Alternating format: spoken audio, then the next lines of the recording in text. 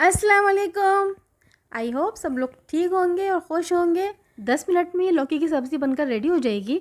मैं हमेशा कोशिश करती हूँ कि आप लोगों के लिए सिंपल और इजी रेसिपीज़ लेकर आऊँ। ये सब्ज़ी बनाने के लिए मैं आधा किलो गोल वाली लौकी ले रही हूँ, क्योंकि ये बहुत जल्दी गल जाती है और टेस्टफुल भी होती है।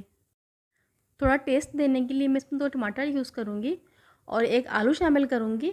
अगर आपके बच्चे आलू शौक से खाते हैं तो आप इसमें आलू ज़्यादा डाल सकती हैं। और ये 4 से 5 मैंने हरी मिर्ची ली हैं इसके अंदर। अच्छा जी, अब क्विकली फटाफट से इसका हम छिलका उतार लेते हैं और इसको क्यूब्स में कट कर लेंगे। कट करने के लिए कोई एक कैद नहीं है कि आप उसको बड़े कट करें क्यूब्स या छोटे कट करें। नॉर्मली जैसे आपको दिल चाहे वैसे कट करें, क्योंकि मैं इसे कुकर में पकाऊंगी और आप भी अगर कुकर में पकाना चाहें 5 मिनट में बनकर रेडी हो जाएगी। और मैं इसे कुकर में ही बनाती हूँ और ये 5 मिनट में बिल्कुल रेडी हो जाती है। अब देखिए, मैंने छिलका उतार लिया है इसका।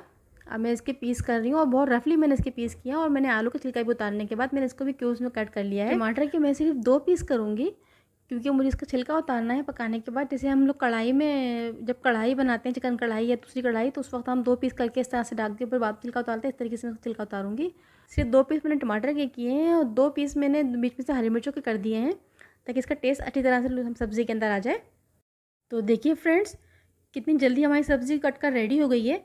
अब हम तेल गरम कर लेते हैं। तेल में मैं इसमें सरसों का तेल यूज़ करूँगी, क्योंकि मैं सब्ज़ी हमेशा मस्टर्ड ऑयल में ही बनाती हूँ।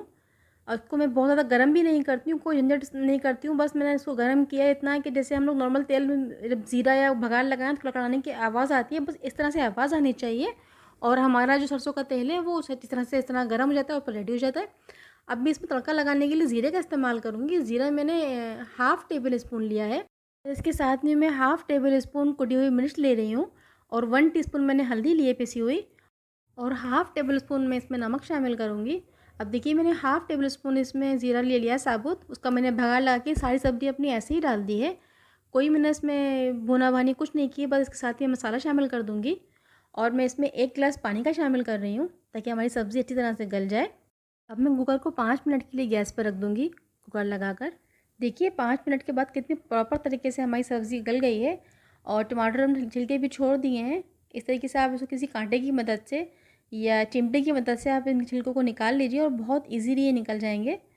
कोई टाइम नहीं लगता है इसके अंदर इस तरह से इसको पील करने के लिए टमाटरों को।